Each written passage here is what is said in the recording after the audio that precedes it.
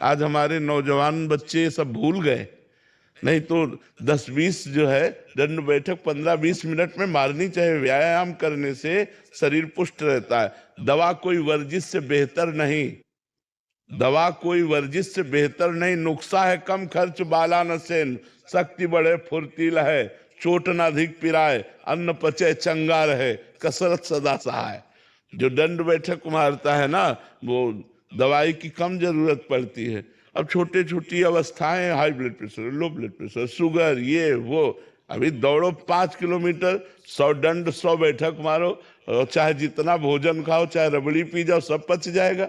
अब ऐसे बैठे बैठे रबड़ी पियोगे तो लीवर खराब हो जाएगा। तो व्यायाम अत्यंत आवश्यक है। तो जरूरी नहीं है कि नौजवान बच्चे अंतर्राष्ट्रीय खेल में, अगर अपने घर में भी रहना तो सीखना चाहिए। हमें व्यायाम जरूर सीखना चाहिए, हमें दंड बैठक सीखना चाहिए कि कैसे करना है, कैसे रहना है। उससे शरीर स्वस्थ रहता है, अन्न पचता है और रोग कोई प्रभाव नहीं डाल पाता है। अगर चोट भी लग जाए तो सहने की सामर्थ्य रहती है। तो आप जरूर कीजिए, ये कोई अपराध नहीं है, क्योंकि उनको हम परिपक्व करना चाहते हैं। भगवत प्राप्ति उसी को होती है जो स्वयं भगवान का चिंतन निरंतर करता है। जगत मंगल के लिए तो उसके पाप नष्ट होंगे, लेकिन वो भगवत प्राप्त थोड़ी हो जाएगा। भगवत प्राप्ति तो उसी को होगी जो स्वयं अपने मन से भगवान का चिंतन करता है। किसका प्रश्न है, समझ रहे ना? स्वयं भगवान का चिंतन करता है, उसको भगवत प्राप्ति है। पूर्व से निर्धारित है सुख और दुख। पूर्व से जो पाप कर्म का फल होता है दुख, पुण्य कर्म का फल होता है सुख। सफलता और असफलता ये हमारे, जैसे हम बहुत अच्छे दौड़ाक है, लेकिन हमारा प्रारब्ध बुरा है,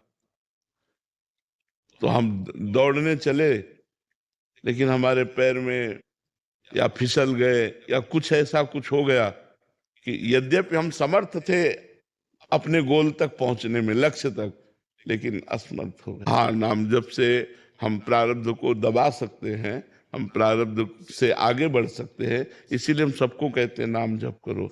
भगवान के नाम में पाप नाशक शक्ति है, वो पाप को विध्वंस कर देगा और जो बुरा प्रारब्ध है उसको सहने की सामर्थ्य देगा।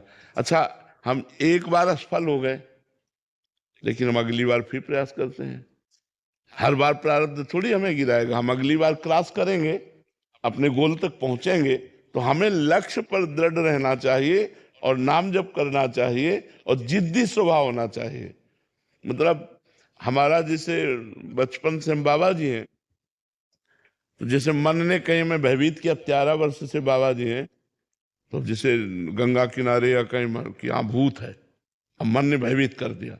अब हम परेशान की, अकेले भ्रमण करते थे कि ये तो मार देगा मन, ऐसे डरवाएगा। तो जहां कहता है यहाँ भूत है वहां खड़े हो जाते।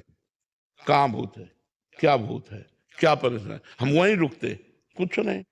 धीरे धीरे मन निडर हो गया, निर्भय हो गया।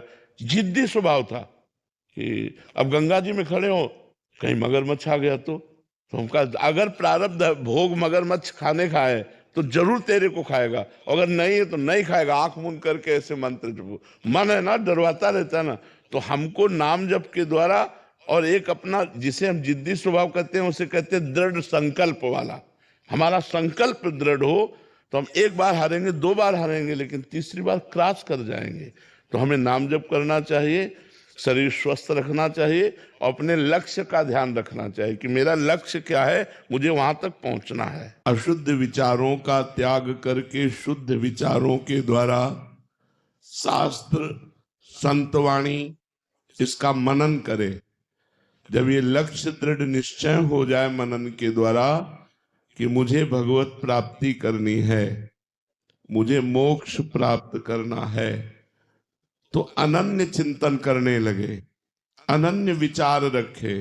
वही विचार जैसे तरंग समुद्र में लीन हो जाती है, तो तरंग नाम नहीं, अजात पक्ष युमातरम खगा, यह है सच्ची शरणागति। जैसे घोंसले में बैठा हुआ पंछी का बच्चा जिसके अभी पंख नहीं निकले, वो केवल माँ की बाट जोहता है, जो दाना पानी मिलेगा वो माँ से। ऐसे जिसके अंदर एक भरोसो, एक बल, एक आस विश्वास, एक राम घनश्याम हित, चातक तुलसीदास, एकमात्र चातक की तरह केवल भगवान में हमारा भरोसा दृढ़